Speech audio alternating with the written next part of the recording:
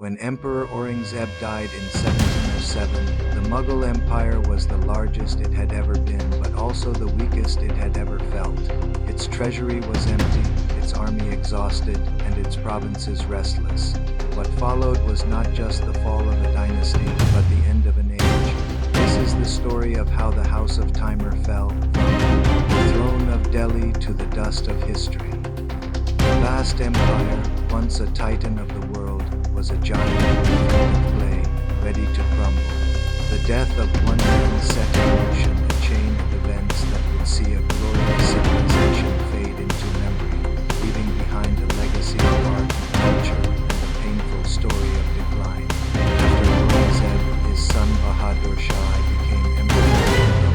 As Shah Lamai, he was a man of peace in an era that demanded warriors.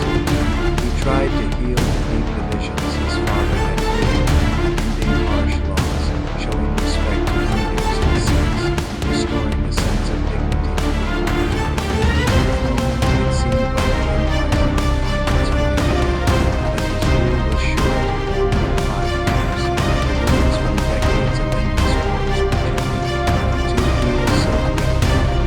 When he died in 1712, the fragile peace shattered. His sons immediately turned on each other, fighting a bloody war for the throne. The Mughal Empire had begun to tear itself apart from within, signaling the beginning of the end. Between 1712 and 1748, the empire became a puppet stage of intrigue and murder. The throne of Delhi was no longer a seat of power, but a deadly prize in a game of shadows.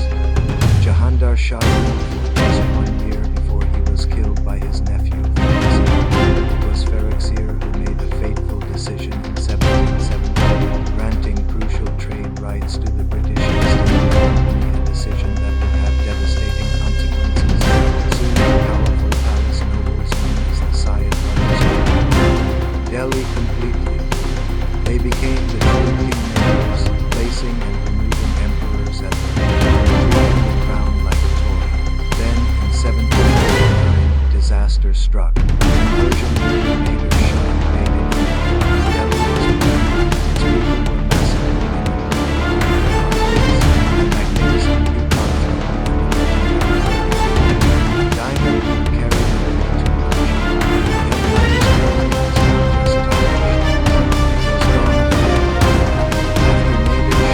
was gone forever. After Nadir Shah's catastrophic invasion, the Mughal Empire became a hollow shell that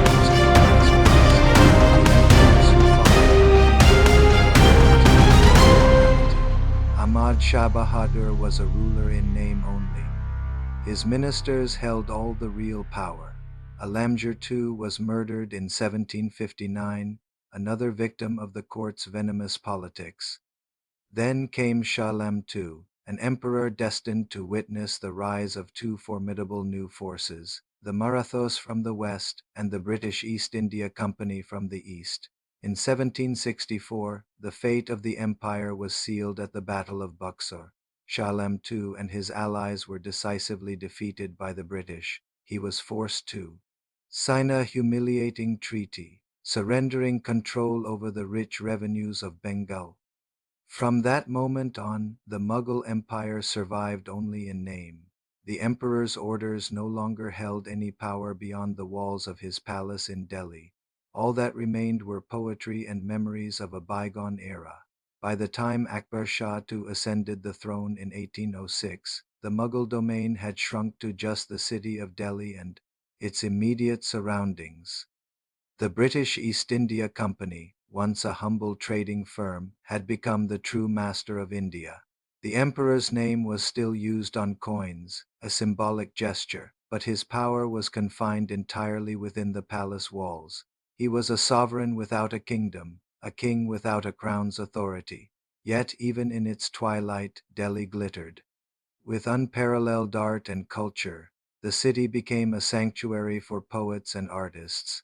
Figures like the great Mirza Ghalib and Zauq flourished, turning the pain of decline and the sorrow of a lost world into some of the most beautiful poetry ever written. Art became the last bastion of Mughal dignity. Then came the final emperor, Bahadur Shah II, known to the world by his poetic pen name Zafar. He was a poet, a philosopher, and a gentle soul, not a warrior king. His court was a vibrant center of Urdu poetry and music, a last beautiful flicker of a dying flame. But outside the Red Fort's walls, British control was tightening like a noose. In 1857, Indian soldiers across the north revolted against the brutal and disrespectful rule of the British East India Company. In a desperate search for a symbol to unite them, they marched to Delhi and declared the old, frail Bahadur Shah Zafar their leader, the Emperor of Hindustan. Reluctant yet stirred by a sense of patriotic duty, the poet king became the last banner of a doomed struggle for freedom. The stage was set for the final tragic act of the Mughal Empire. The 1857 rebellion, though widespread and fierce, was ultimately crushed by the superior military power of the British. The fall of Delhi was brutal.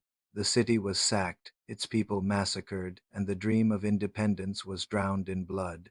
Bahadur Shah Zafar was captured, tried for treason by the very traitors his ancestors had allowed into the country, and was exiled to Rangoon in faraway Burma. He died there, a lonely prisoner, buried in an unmarked grave, his final wish to be buried in the soil of his beloved Delhi tonight.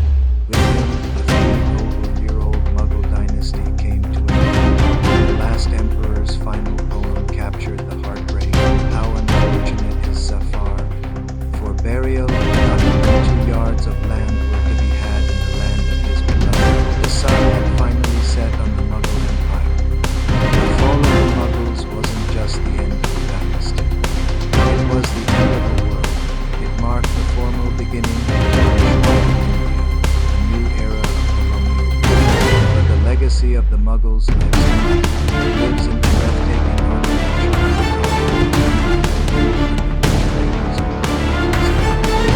the elegance of the timeless poetry still speaks of love, loss, and the their story is a powerful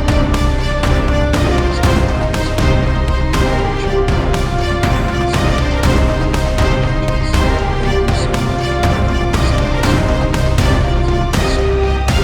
If you found this story compelling, please like this video and subscribe to our channel for more tales from the past.